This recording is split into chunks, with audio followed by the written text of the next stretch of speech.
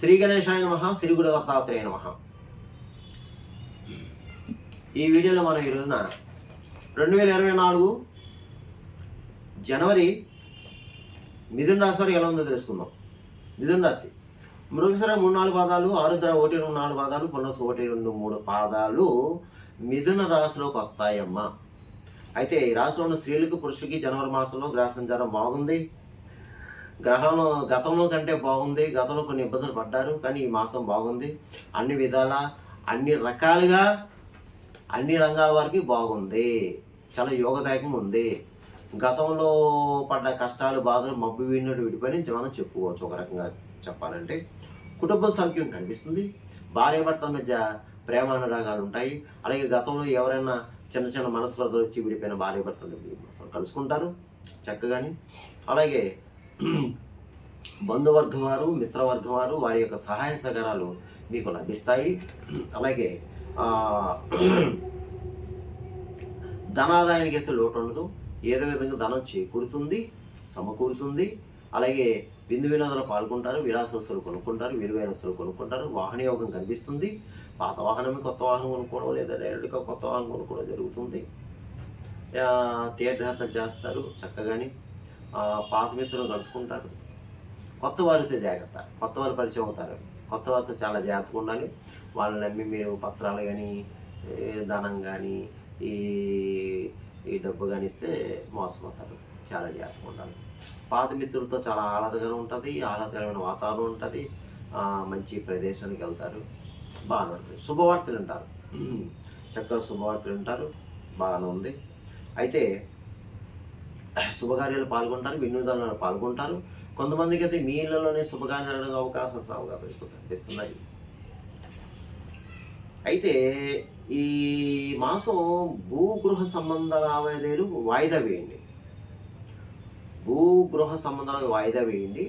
తర్వాత ఆరోగ్య విషయంలో చాలా జాగ్రత్తగా ఉండాలి. మీరు ఏమాత్రం అనారోగ్య పరిస్థితి వచ్చినా మాత్రం మీరు వెంటనే వైద్యుని సంప్రదించి మెడిసిన్స్ వాడండి.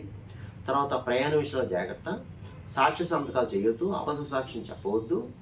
గురువుల్ని, బ్రాహ్మణుల్ని, పెద్దవాళ్ళని దూషించవద్దు. ముఖ్యంగా ఎట్టి పరిస్థితుల్లో వాళ్ళు దూషించొద్దు. వాళ్ళు దూషిస్తే వారి ఆగ్రహానికి మీరు గురవుతారు. వారు ఆగ్రహిస్తే మీకు మంచి జరగదు. చాలా ఇబ్బందులు పాలవుతారు. ఆ తర్వాత భగవంతుడు కూడా మిమ్మల్ని రక్షించలేడు. అది గుర్తుపెట్టుకుని అందరూ కూడా. తర్వాత వృత్తిపరంగా బాగుంది. ఎవరు ఏ వృత్తిలో ఉన్నా చక్కగా బాగుంది. ఆ వృత్తిలో రాణింపు ఉంటుంది. వృత్తిపరంగా ఒక్కొక్క స్టెప్ ఎక్కుతారు. మీకు టాలెంట్ ఏదైతే ఉందో టాలెంట్ బయటపడుతుంది. తర్వాత మిమ్మల్ని గుర్తిస్తారు. కానీ మీకు అవకాశాలు వస్తాయి. అవకాశాలు ఉపయోగించుకోండి.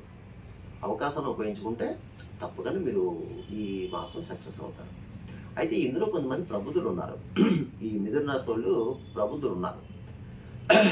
కొంచెం బద్ధకస్తులు ఉన్నారు.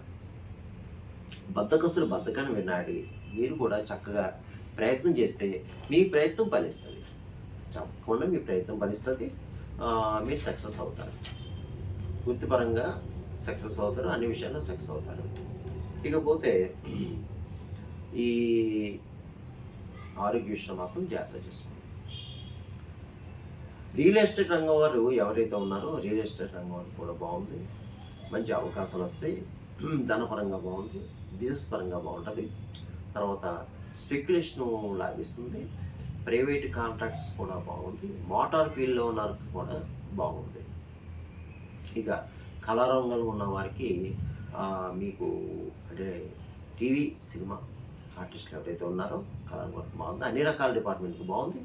చక్కటి అవకాశాలు వస్తాయి. సువర్ణ అవకాశాలు వస్తాయి. ఆ అవకాశాన్ని మీరు ఉపయోగించుకోండి. మీకు అవార్డులు కూడా రావచ్చు. తర్వాత రాజకీయ నాయకులు ఎవరైతే ఉన్నారో రాజకీయ నాయకులు కూడా బాగుందని మీకు ప్రజల్లో మంచి గుర్తింపు తెచ్చుకుంటారు. మీరు ప్రజలు మంచి గుర్తింపు తెచ్చుకుంటారు. మీరు ప్రజలకు ఉపయోగపడే వ్యవహారాలు మీరు తలంపు పెడతారు. మీకు ఈ మాసం కొన్ని పదవులు, బాధ్యతలు కూడా స్వీకరిస్తారు. మీకు మాత్రం బాగుంది. కాకపోతే మీకు తెలియని శత్రువులు ఉంటారు. జాగ్రత్త. మీకు తెలియని శత్రువులు ఉంటారు. కొంచెం జాగ్రత్తగా చూసుకోండి. మీ మీద నరపీడ, నరఘోష ఉంటుంది. అది మాత్రం జాగ్రత్త. ఇక వ్యాపారస్తులు, అన్ని రకాల వ్యాపారస్తులకు బాగుంది. కొత్తగా వ్యాపారం పెట్టుకోవచ్చు. జాయింట్ వ్యాపారస్తులకు బాగుంది. అలాగే ప్రభుత్వ పరంగా, ప్రైవేట్ పరంగా ఉన్న ఉద్యోగస్తులకు బాగుంది. పై అధికారులతో ప్రశంస పొందుతారు. గృహ మార్పు, స్థల మార్పు కనిపిస్తుంది.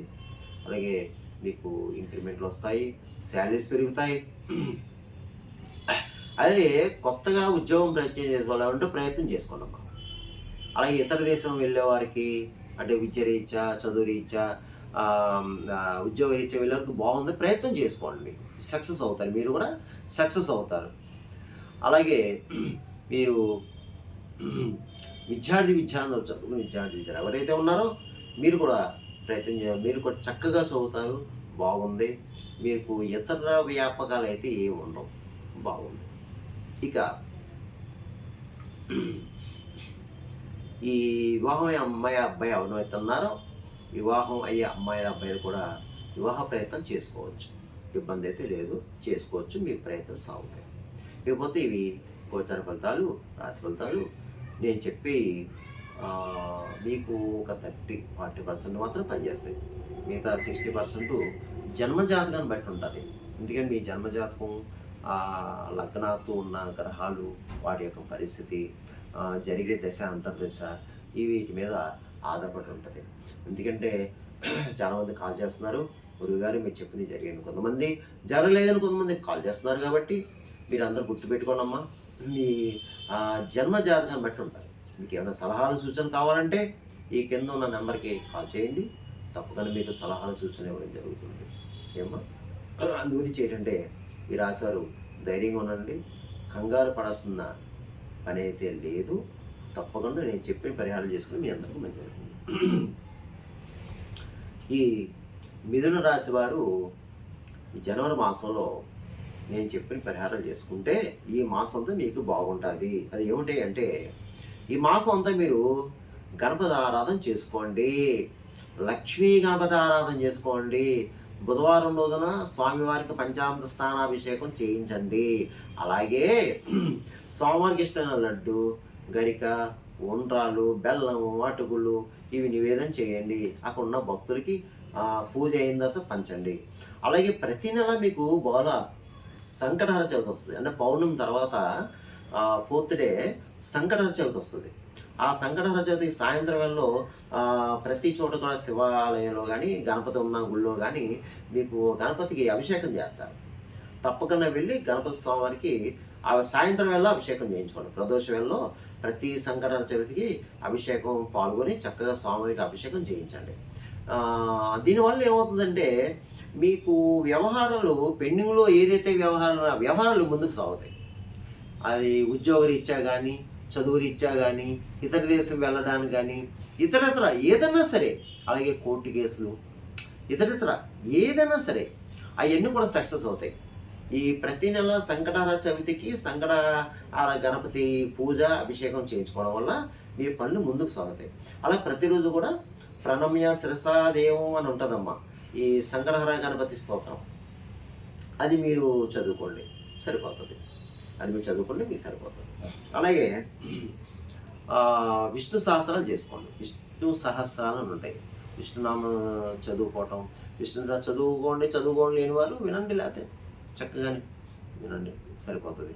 అయితే మీరు ఏదన్నా పుణ్యక్షేత్రం వెళ్తే బాగుంటుంది. మీరు ఏదైనా పుణ్యక్షేత్రం వెళ్ళడానికి ప్రయత్నం, ఏదైనా సరే ఏదో ఒక పుణ్యక్షేత్ర దర్శనం చేసుకుంటే ఏదైనా రుగ్మతులు ఉంటే ఆ రుగ్మతులు పోతాయన్నమాట. పుణ్యక్షేత్ర దర్శనం చేసుకుంటే మంచిది. అంటే ఎవరన్నా బాధపడేవారు ఎవరన్నా ఉంటే పుణ్యక్షేత్ర దర్శనం చేసుకోండి ఒకసారి, మీకు మేలు జరుగుతుంది, మంచి జరుగుతుంది. అలాగే ఇంకా ఇతరత్ర కష్టాలు బాధలు ఎక్కువ ఉన్నవారు పౌర్ణమి రోజున చండీ హోమం చేయించుకోండి, లేదా ఒక బుధవారం రోజున గణపతి హోమం చేయించుకోండి, అంతే చాలు. అందువలన నేను చెప్పిన ఈ పరిహారాలు చేసుకుంటే ఈ మిథున రాశి వారికి ఈ మాసం అంతా బాగుంటుంది. కంగారు పడవద్దు, అధైర్యపడవద్దు, నిబ్బరంగా ఉండండి, ధైర్యంగా ఉండండి, అడుగు ముందుకు వేయండి, మీరు సక్సెస్ అవుతారు. సర్వేజన సుఖను భవంతు, శుభమతు, స్వస్తి.